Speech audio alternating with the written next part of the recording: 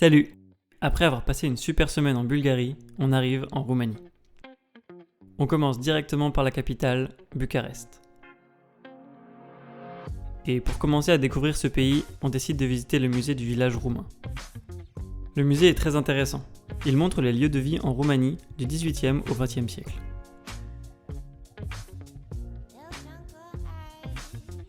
On peut voir de véritables maisons, églises ou granges qui ont été transportées et reconstituées dans le musée au fil des années.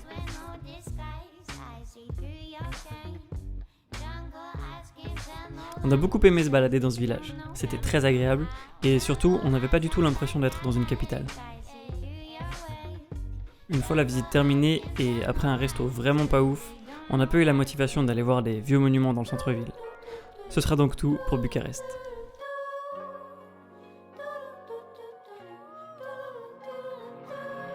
On roule ensuite en direction du parc naturel Büszegi.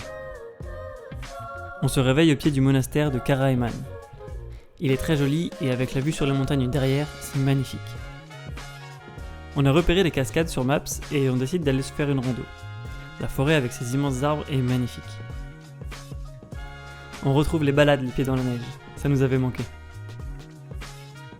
En continuant, on tombe sur un Roumain qui habite en lisière de forêt et qui coupait du bois.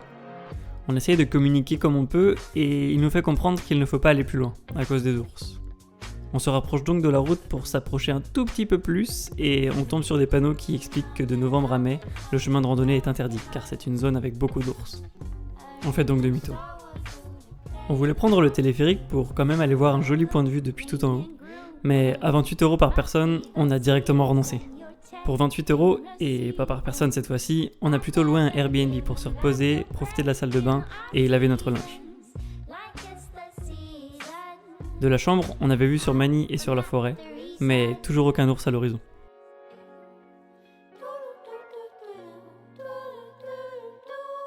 Le lendemain, on continue notre route et nous voici arrivés en Transylvanie. C'est parti pour la visite du château de Bran, surnommé le château de Dracula. Dans le roman de Bram Stoker, le château de Dracula est situé dans une autre région de Transylvanie, le col de Borgo, et Bran n'y est jamais mentionné. Mais à Borgo, il n'y a aucun château, et Bran correspond assez à l'image que véhicule la mythologie de Dracula. On associe aussi Vlad l'Empaleur à ce château, bien qu'aucun document historique ne confirme la présence de Vlad Tepes à Bran. En fait, Vlad III était surnommé l'Empaleur, et c'est lui qui a inspiré Bram Stoker pour le personnage de Dracula.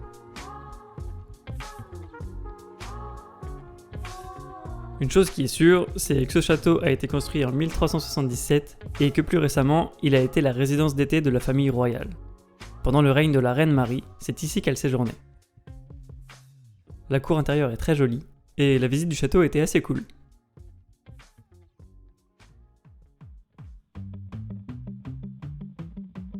Après une journée au calme, on se rend à Sibiu, une très belle ville avec beaucoup de charme. Quand on arrive dans le centre historique, on passe devant un grand bâtiment qui ressemble à un mur d'enceinte avec 2 tours. On apprend que chaque tour appartenait à une guilde d'artisans et on y découvre l'histoire de l'artisanat. C'était vraiment intéressant et le lieu était très chouette. On y parcourt donc l'histoire de l'artisanat au sein de l'ancien empire austro-hongrois du XIVe au XXe siècle. Il y est expliqué comment les familles de métiers se sont unies en guildes pour gagner en puissance et en savoir. Après cette visite, que nous avons beaucoup aimée, on fait un tour dans la ville.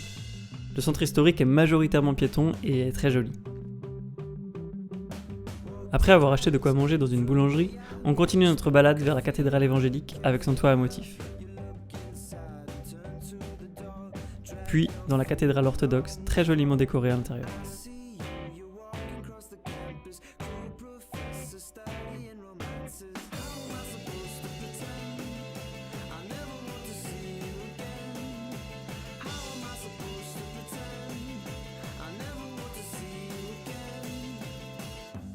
Le lendemain, on passe en bordure de Cluj pour faire des courses, se recharger en eau et passer dans un magasin d'accessoires pour essayer de trouver un nouveau bouton pour le robinet de la salle de bain. Mais notre modèle étant trop vieux, ils n'ont pas ça en stock. Tant pis, on continuera avec notre petite cuillère. Pour notre dernier jour en Roumanie, on se pose sur un spot au bord d'un petit ruisseau.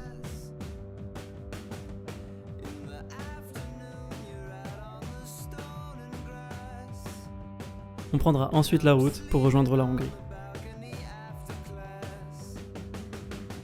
Voilà, c'est tout pour notre semaine en Roumanie. Merci d'avoir regardé cette vidéo. On vous fait des bisous.